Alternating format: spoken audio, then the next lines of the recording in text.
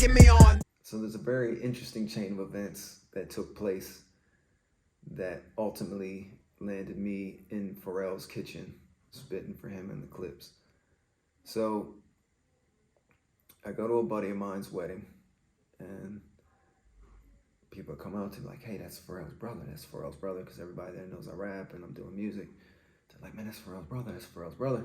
So I'm like, cool. So I end up getting introduced to him, and he's like, so I hear you rap. He was like, you got anything I can check out? I was like, yeah, I got something out in the car. So we end up going out to the car, and I play him a couple songs, and he looks at me like, you really can rap. He's like, dog, this is dope. I want to take you to meet Pharrell. So obviously at this point I've heard a lot, seen a lot, so I'm a little skeptical, but I'm like, okay, cool. You know what I mean? I'm taking it at face value. And he calls me up a few days later. He's like, hey, Pharrell's coming to Maryland this weekend on the Sprite Liquid Mix Tour. We're going to go backstage. You're going to meet Pharrell. I'm like, oh, shit, this is real. So that day comes. We head down to Maryland. We get there. We get our backstage passes. We're now backstage. I meet Talib Kweli, a couple other guys. And, the excitement, the nerves, everything's running through me, you know what I mean? So we're there a couple hours before showtime, thinking, I'd meet him before the show. But the show starts. Watch Talib from the side, a couple other acts, and then Pharrell arrives, goes on stage. Now we're 4 or 5 hours deep. The nerves and all that's kind of gone away, kind of giving way to being a little tired, but either way, I'm still obviously excited to meet Pharrell. So Pharrell gets off stage, we're all backstage. I get introduced to him. We're all just kicking it. There's cameras, there's entourage, there's well-wishers, all that kind of stuff you'd expect from the backstage of a Pharrell concert. And I'm like, not, wanting to be that guy. I just go and out in the hallway, and I kind of one leg up against the wall and just chilling, looking at my phone, whatever I'm doing. And about 15 minutes later, what seems to me like a whirlwind of people, lights, cameras, and Pharrell making a beeline towards me. Big smile on his face. He walks up to me and he's like, so I hear you can rap. I was like, yeah. He's like, let me hear something. So I'm like, damn, they're overwhelmed at the moment. But I'm like, you don't get this opportunity many times in life. So boom, I spit what I feel is my dopest verse. He daps me up, and I'm kind of thinking like I didn't impress him, or he wasn't impressed by what I had to offer. But still excited, took pictures, the whole nine, and just looked at it like, another cool opportunity that I got in the music business. Well, a couple days later, Dave hits me up. He's like, hey, this weekend we're going to go to Pharrell's house. I was like, oh, shit. And we make our way towards Virginia.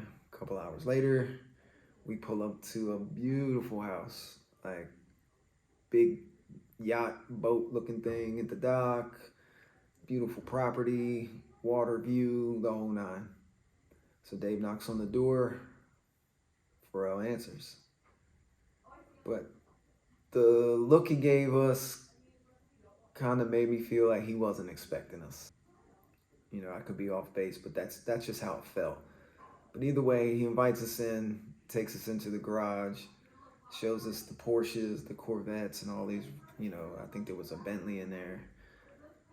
Then we end up in the kitchen, and we get to talking, and I'm asking the man, is there any way I can get down with y'all? I'll do whatever. I'll sweep the floors. You know what I'm saying? Like, he's like, man, my label's full right now. I got a roster full of artists, people that have been waiting. You'll just be sitting. He said, I was like, well, what about a track? Can I get a beat? And he's like, man, my people at this point, like, not only do you have to have the money for the track, but you have to have money for marketing and radio play and all the things that go along with getting a Pharrell track, because I have a track record of putting out hit records, and I can't have anything that comes out that doesn't do numbers. It's not a good look. Totally understandable. Then he passed along some really good advice. Go home to where you're from and make a name so big that people have to come, start checking you out and seeking you out. You know what I mean? By, making enough noise. So that became the mission in my mind. Like, okay, I can see that this is what I was here for, to kind of get that advice, get that motivation. And at that time, I start hearing footsteps coming down the stairs, and boom, there's the Clips. So they, P introduces me to him, and he's like, "Hey, this is that white boy I told you about backstage with the bars." And I'm thinking, "Oh shit, I made enough of an impression where, he